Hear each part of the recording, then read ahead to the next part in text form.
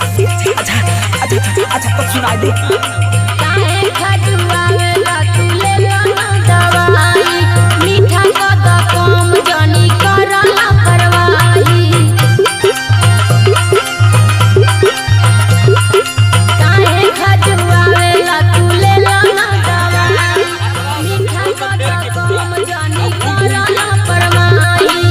संतरी से आश्रम से नीम गोली लाए हैं, संतरी से आश्रम से नीम गोली लाए हैं।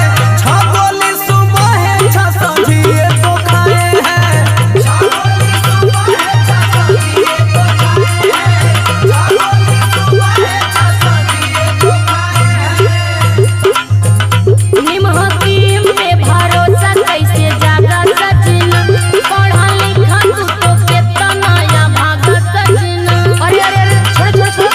अरे हरे माफ करे हमार बात सुन रे पगल। दूर भागो मत आओ मेरे पास सजनी, तुमसे करना है बात कुछ खास सजनी।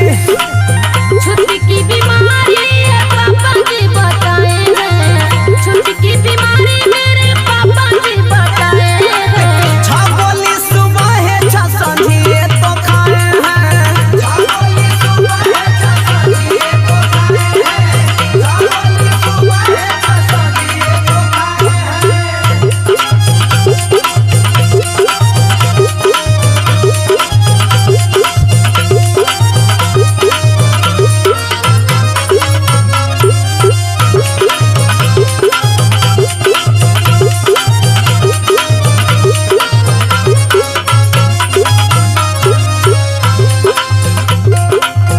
तनी एगो हमर बात सुना। तू बात सुनाओ तो लेके हमरा रोक पर मजा लेतली रे।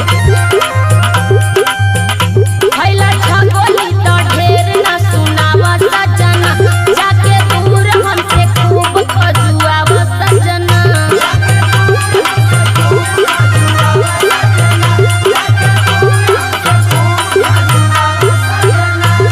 अच्छा तो ये बताओ, यही से 10 घर वाला बउले हो? कैसन दशहरा लगेले बनी रे। ई जोन 10 गो नखुनवा ले खाउर खाउर मचौले बड़ा। अरे पगली नहीं के मन मानो तो का करी रे। पहले हमारी बतिया शांत मन से सुनो ना।